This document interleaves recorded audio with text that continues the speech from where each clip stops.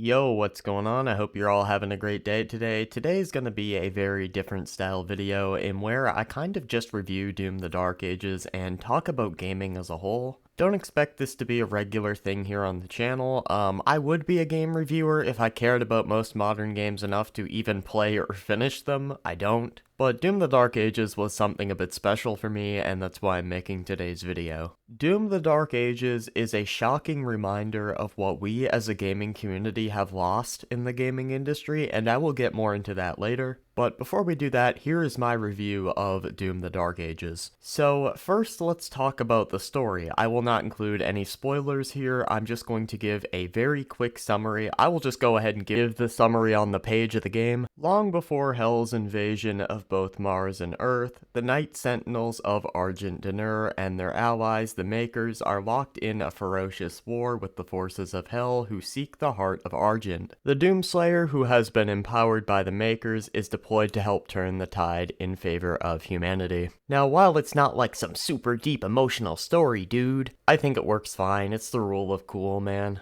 You know, it's a very easy to understand story, and it's a cool premise. So it definitely gets the job done. And I'm glad they didn't focus too hard on the story like, the God of War reboot series, where, in my opinion, it completely destroys what those games were meant to be, and that is just a power fantasy where you kill shit. The focus of Doom the Dark Ages is still on the gameplay, which, let's talk about that.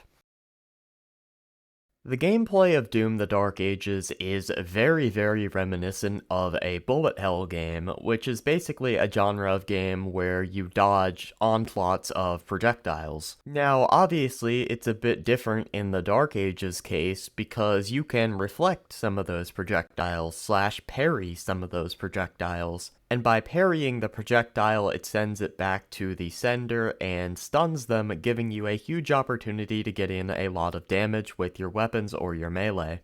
But not only can you parry projectiles, you can also parry the basic attacks that demons do, like where they swing at you. And obviously in those cases, you can also get in a ton of damage. It is very easy to see what is and isn't parryable / deflectable because whatever is parryable / deflectable will glow green. Even the basic slams and stuff the demons do, it will glow green beforehand, so you know you can deflect it. Now, deflecting and blocking attacks is not the only thing you are going to be doing with your shield in this game. You will also use the shield a lot to traverse the map. You will do things like throw your shield in a certain area and leap towards it, and you may also shield bash through certain walls to get through them. Not only that, but you also sometimes will throw your shield at an enemy, get it stuck inside the enemy so it can't attack, and then attack it. You're going to be using your shield a lot in this game, is the point I'm trying to make here. And that definitely is not going to be for everyone, and that's completely understandable. This game might not be for you. If you don't like the use of the shield a lot, the game is probably not going to appeal to you.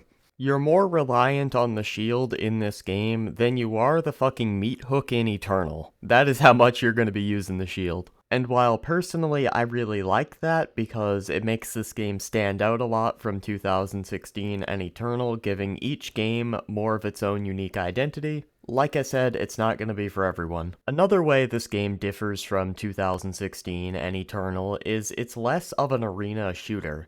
Meaning, for the most part, you're only going to be going through each area once unless you're looking for secrets. And there's a lot of secrets in this game. In Eternal, you would get to an area and you'd be fighting waves of enemies. In this game, that is not really the case. At most, you'll reach an arena and fight one wave of enemies. It's a lot more like the classic Doom games where you're just going through a level. However, you're gonna want to be exploring because there are a lot of upgrades in this game, and the only way to get those upgrades is to pick up gold, which is hidden through a lot of the levels. So make sure you're checking different walls and stuff for outlines of areas you can shield bash and stuff like that, because usually there's gold hidden in those areas, which you will be using to upgrade your weapons. Exploration is definitely encouraged in this game, and you're going to be at a massive disadvantage if you do not explore.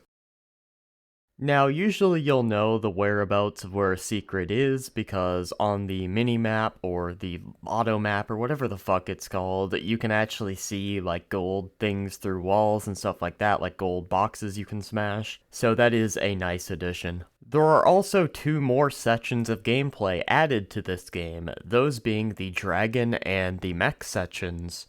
Now, I kinda like the dragon sections, I think they're pretty fun. You can explore freely on the dragon in a lot of cases, and that is pretty cool. You can find like secret landing spots and stuff like that. You also have certain sequences where you're chasing an enemy and you have to dodge certain obstacles like moving walls. I think that's pretty cool. But for the most part, when you're in the dragon section, you're going to be in assault mode, and that is basically where you're facing an enemy kind of in a stationary position, and the enemy will shoot out a attack that you have to dodge in a certain direction, either up, down, left, or right, and certain attacks will be green, meaning once you dodge them, you will get a huge boost to your damage, which will easily allow you to take out whatever you're fighting in the dragon mode. I thought these sections were pretty cool, especially on my first playthrough, but I can definitely see myself getting tired of them on repeat playthroughs.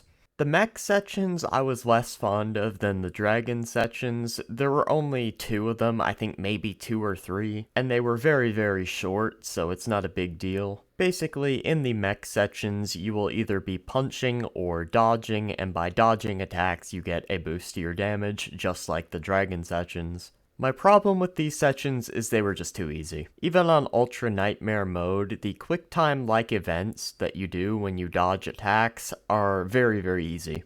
They're the same speed as basically the easiest difficulty. They were a very small minority of the game, maybe 4%, so they weren't really enough to get ultra repetitive. I just thought they were super easy, and I don't know if I'd really enjoy them on a repeat playthrough as much as the base gameplay. The game is like 85% basic on-ground Slayer gameplay, then like 10% dragon, and 5% mech, which I think is a good distribution. And some missions you'll be doing a mixture of both. There was one mission that I really liked, and it was like this swampy mission. And in that mission, you would like clear out an arena of enemies, then get on top of the dragon, fly to the next objective, hop off, clear out whatever area you needed to, then hop on the dragon again and fly to a different objective and take that objective out. And you could do this in whatever order you wanted, and I thought that was really cool. There were also secret landing spots you could find during that segment, which was fucking awesome. Glory kills have also been massively reduced in this game, which I both feel positively and negatively about. I mean, I really did like some of the old glory kills, and they were super cool to do.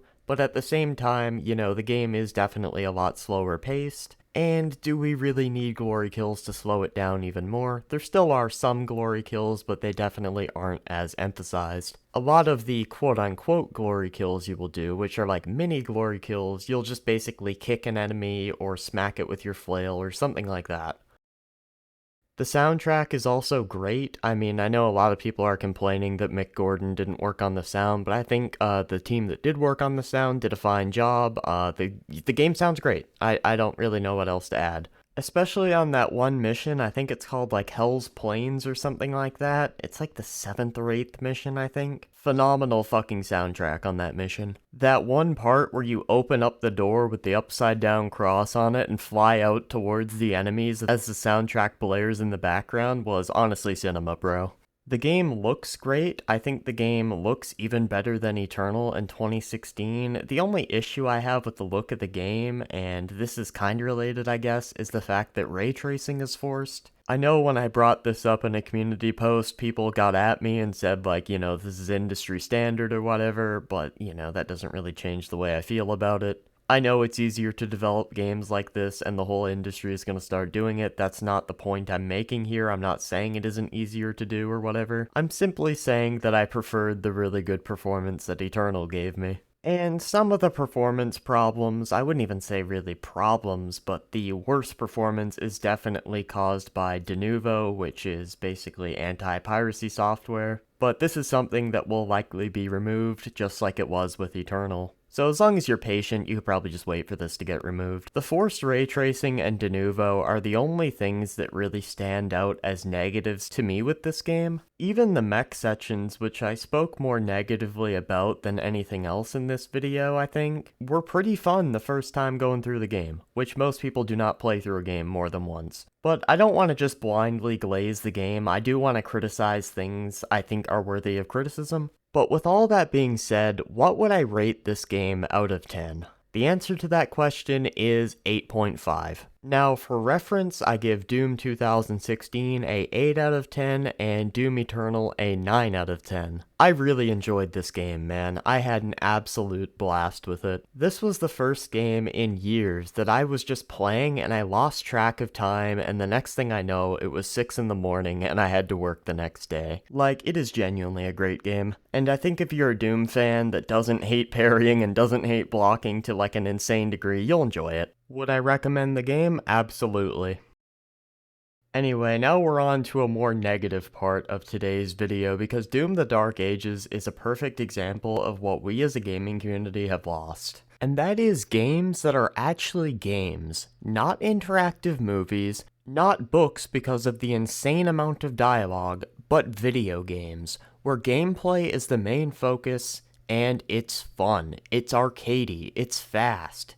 It's violent. I was so worried they were gonna censor this game, man, because Microsoft seems to like to censor a lot of their big, edgy franchises, or used to be edgy franchises. If you look at Halo, Gears of War, and I could probably list a couple others, they definitely tone down the gore in those games, but in the Dark Ages, that's not really the case. In fact, it's a lot more realistic. Like, when you shoot certain body parts of the demons, the chunks of flesh actually fall off, which is awesome. And there's that one glory kill, man, where you take the buzzsaw or the shield saw and you just saw the demon in half and there's blood everywhere. It's insane how good of a job they did with the game, man. And I fucking miss it, bro. It feels like a 360 game in all the right ways. I understand that movies have their fans, and I have nothing against people who enjoy the quote-unquote movie games, that's fine. But what I dislike is the fact that it feels like 90% of the AAA industry is following the movie game trend. And I miss when games were actually games. I miss the 360. I miss those edgy shooters, your Left 4 Deads, your games like Dark Sector, your games like Gears of War, Halo, the old Call of Duty games, and of course, man, Doom the Dark Ages is just a complete throwback in all the right ways. Anyway, that is going to do it for today's video. If you guys enjoyed or agreed with me, make sure to hit that like button. If you disliked the video, you can leave a dislike, and yeah, that's it. Peace.